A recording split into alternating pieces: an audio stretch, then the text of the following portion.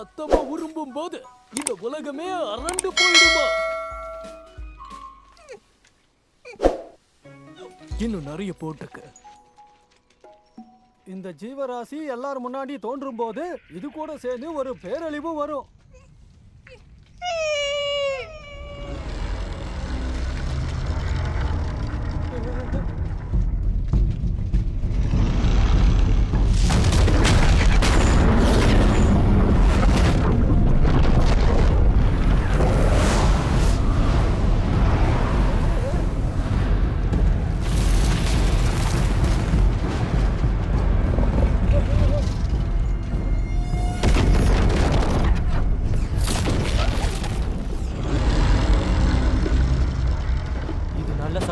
நாம வணங்குற ஜீவராசி இங்க வந்துருச்சு.